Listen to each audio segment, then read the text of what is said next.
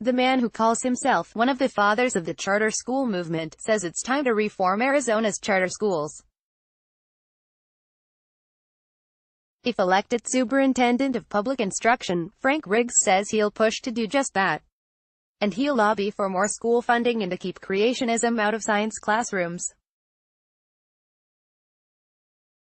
A former California congressman, Riggs narrowly clinched the Republican nomination for superintendent in the August 28 primary. Despite his deep ties to the charter school sector, in an interview with Phoenix New-Times on Monday, Riggs endorsed the idea of greater oversight of Arizona charter schools. "What I've said to the charter school folks is, you need to get your act together, you need to police your sector, and you need to call out your bad actors, because if you don't, you're going to get regulation," Riggs said. Last month, Riggs beat incumbent Superintendent Diane Douglas and 3 others in the Republican primary contest. In the final vote tally released by the Arizona Secretary of State on Monday, Riggs edged out runner-up Robert "Bob" Branch by 249 votes. Douglas finished third place, 3,171 votes behind Branch. Unlike Hoffman, who participated in the Facebook Twitter more shares, Riggs will face speech therapist and first-time candidate Kathy Hoffman in November. A longtime politician, he ran for governor of Arizona in 2014, but finished last in that year's Republican primary. Riggs contrasted his governing experience with that of his 32-year-old Democratic opponent, Ms. Hoffman is an extremely nice young lady, Riggs said. "We've had pleasant conversations at the few bipartisan forums that we've done. She has zero, not one single day, of leadership experience in any capacity, in education or anything else, for that matter. As a speech pathologist, Hoffman does not qualify as a classroom teacher," Riggs argued. And he also riffed on her campaign signs that read, "I am public education, with all due respect, I am public education," Riggs said, pointing to his previous work as an elected public school board member in Windsor, California, and the board president of an online charter school. "I have a deep legislative and political background. After serving in Congress in the 1990s, Riggs moved to Scottsdale in 2002 and started working as an administrator in the charter school sector shortly thereafter. As a congressman, Riggs sponsored the Federal Charter School Expansion Act of 1998, which provided grant funding to charter schools. And Riggs spent almost a decade as the CEO of a nonprofit that funded the startup and construction costs of new charter schools. But in the Arizona charter industry, examples of mismanagement, lax oversight, and shady insider payouts have occurred on a routine basis. Riggs repeatedly emphasized that the sector needs reform. All the same, he said that he doesn't feel responsible for the state of the sector. "In spite of his work supporting charter schools in Congress and the nonprofit realm, I never envisioned the possibility that there might be individuals in the charter school sector who would figure out ways to really profiteer, to enrich themselves," Riggs said. Earlier this month, Attorney General Mark Brnovich, a Republican, said that lawmakers should pass legislation that gives the state much-needed oversight to prevent charter operators from getting rich at the expense of students. Riggs promised that if elected, he will push the Arizona State Board for Charter Schools to open more of its records to the public and to require charter schools to have boards that are made up of a majority of unbiased individuals, not friends or family of the operator.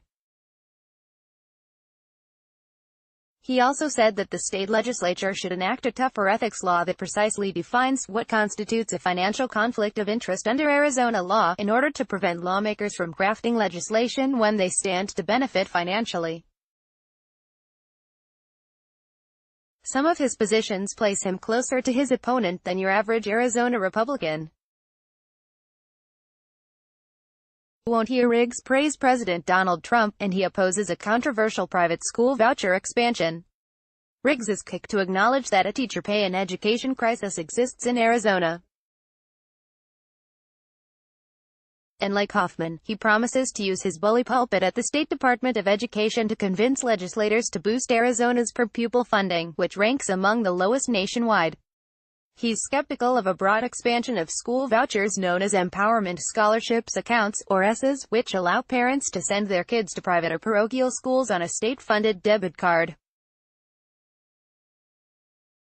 In 2017, the legislature greatly expanded ESA eligibility to include all Arizona students. Opponents gathered enough signatures to put the law to the voters in a referendum this fall, Proposition 305. Breaking with many of his Republican peers, Riggs opposes Prop 305.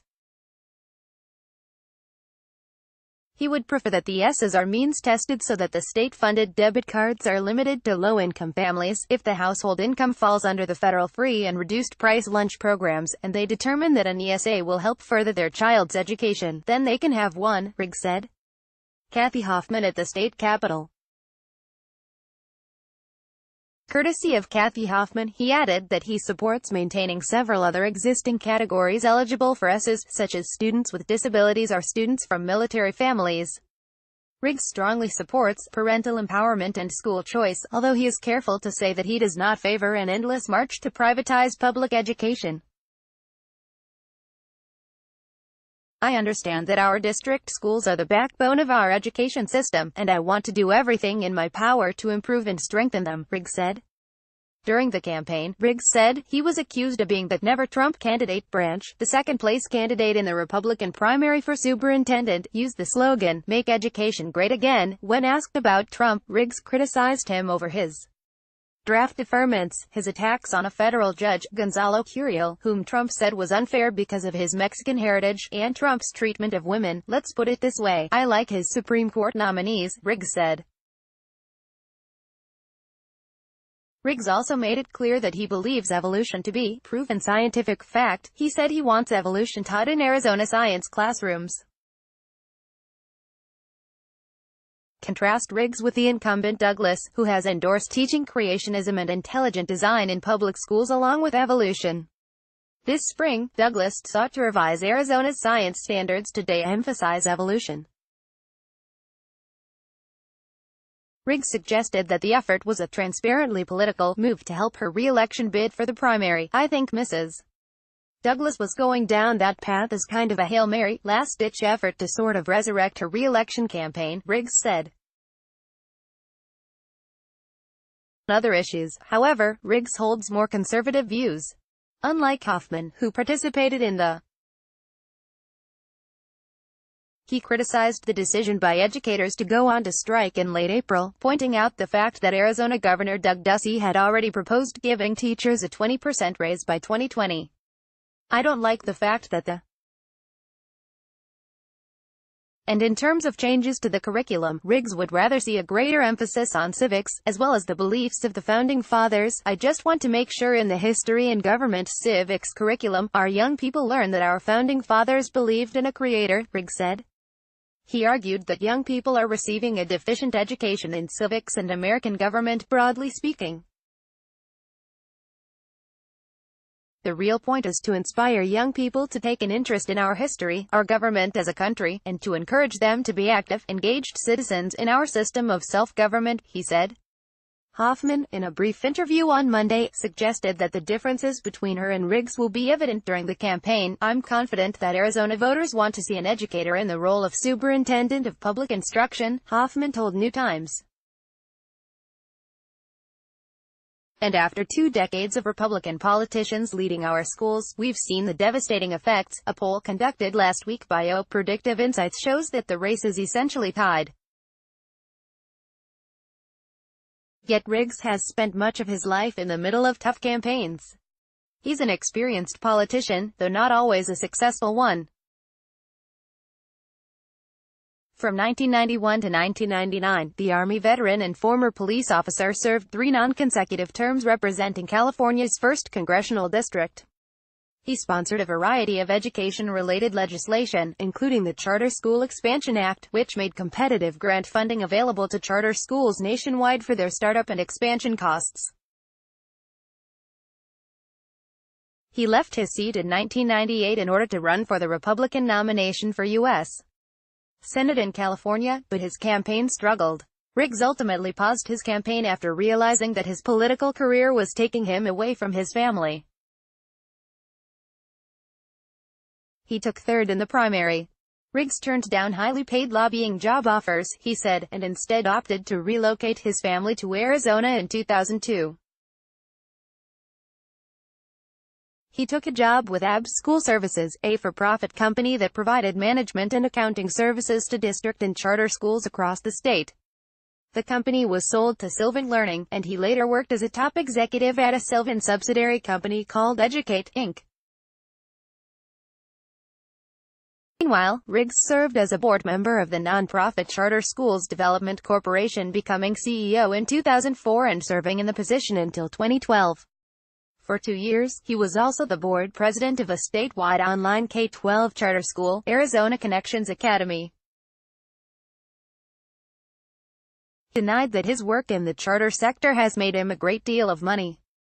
He said that his personal wealth has come from a real estate investment portfolio that he built steadily after leaving Congress. Is he wealthy now? Depends on your definition of wealth, Riggs said.